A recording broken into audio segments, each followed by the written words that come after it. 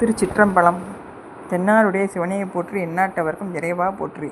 திருமூல தேவநாயனார் திருத்தால் போற்றி போற்றி. திருமூல தேவநாயனார் அருளிய இரண்டாம் தந்திரம் படைத்தல் என்ற தலைப்பில் அவர் அருளியுள்ள பாடல்கள். திருச்சிற்றம்பலம்.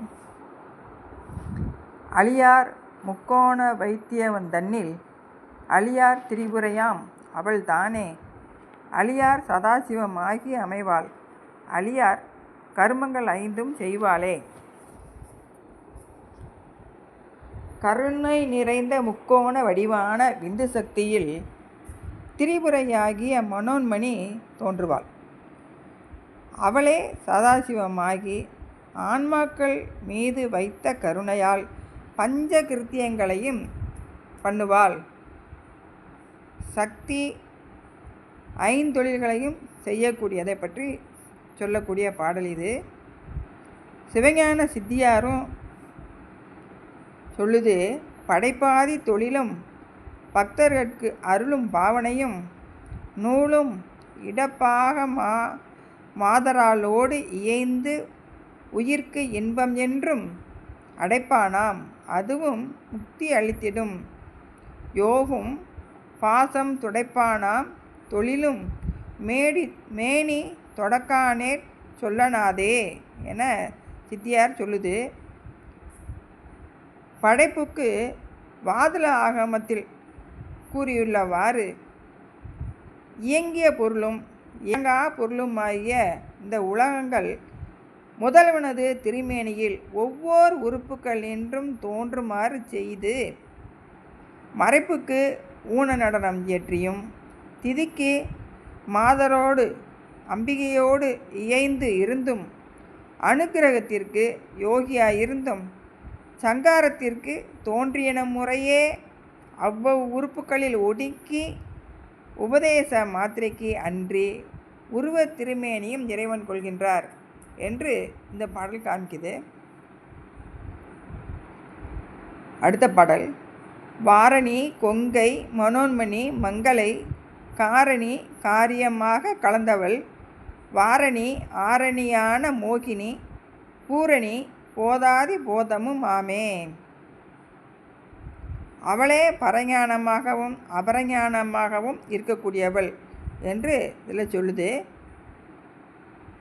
கச்சணிந்த 2 தனபான பாரத்தை உடைய மனோன்மணி நித்திய சுமங்கலி.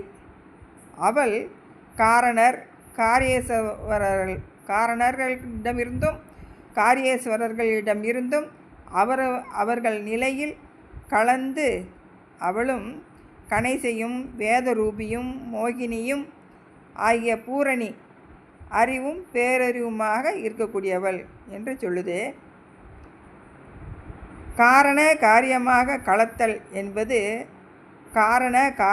காரணேஸ்வரர்களுக்கு அவர்கள் சக்தியாகவும் காரியேஸ்வரர்களுக்கு அவர்களது சக்தியாகவும் கலந்து நின்று பஞ்சகிருத்தியம் பண்ணுதலை குறிக்கின்றது. வாரணி என்பது யானை தோலை போர்த்தவள். அவள் உத்திரனது சக்தியை குறிக்கின்றது. ஆரணி வேதம் ஓதுபவள். ஆரணியான மோகினி என்பது வேதம் அவரவர்கள் ஞான பரிபாகத்திற்கு ஏற்ப உண்மை விளக்கம் செய்து மயக்கி நிற்பதைப் போல இவளும் அங்கனம் உண்மை ஞானத்தை வழங்குகின்றாள் என்று சொல்லுது. போத அதிபோதம் என்பது அறிவும் பேரறிவும் ஆகும். அறிவு என்பது பாச பசு ஞானங்களையும் பேரறிவு என்பது பதிஞானத்தையும் குறிக்கும்.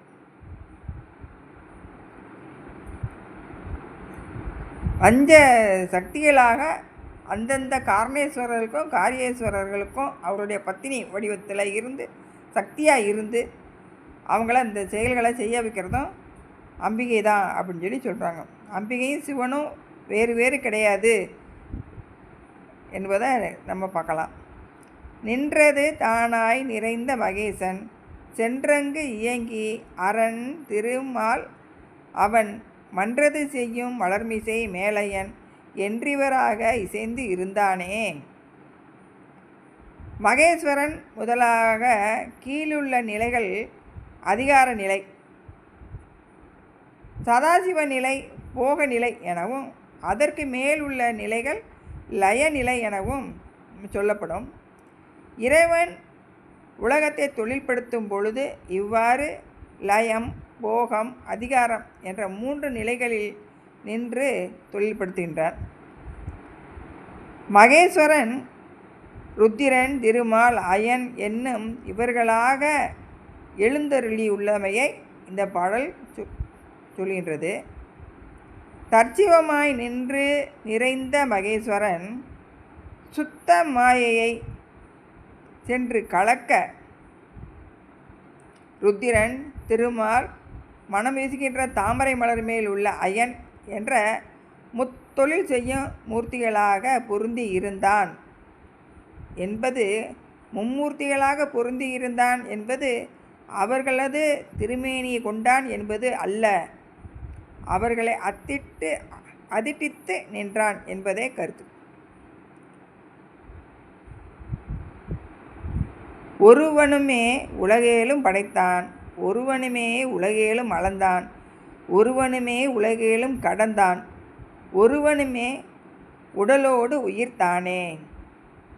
இறைவனே எல்லாமாய் இருக்கின்றான் என்பதை உணர்த்துகின்றது இந்த பாடல். இறைவன் ஒருவனே உலகு ஏழையும் படைத்தவன், அளந்தவன், அளித்தவன், உயிரும் உடலுமாக இருப்பவன். அளந்தவன் என்பது திருமால் அளத்தல், அதாவது வினைபோகங்களை அவரவர் நுகர்மாறு அளந்து ஊட்டி காப்பது. திருமாலுடைய பணி காத்தல் பணி. அந்தந்த உயிர்களுக்கு அந்தந்த வினைபோகத்தை ஊட்டி காத்தல் தொழிலை செய்கிறாராம். கடந்தான் என்பது அழித்தல். உடலோடு உயிர் என்பது உடலோடு கூடிய உயிர், அந்த உயிருக்கு உயிராய் இருப்பவனும் அவனே என்று அவன் இல்லாத இந்த அசையும் பொருள் அசையா பொருள் எல்லாத்துலேயும் அவன் தான் இருக்கான். அவனோட 5 தொழிலையும் அவனே அதிட்டித்து நின்று செய்கிறான். ருத்ரன், திருமால், அயன் இவங்களுக்கு அதிட்டித்து நின்று செய்கின்றான் என்று அவனுடைய சக்தி மூலமாக இவன் செய்கிற மாதிரி அந்தந்த காரணர்கள் அவங்கள் மூலமாக காரியர்கள், காரணர்கள் அவர்கள் மூலமாக சக்தி இருந்து செயல்படுத்துகிறாங்க என்பதை இந்த பாடல்கள் மூலமாக நம்ம அறிஞ்சிக்கலாம். திருச்சிற்றம்பலம்.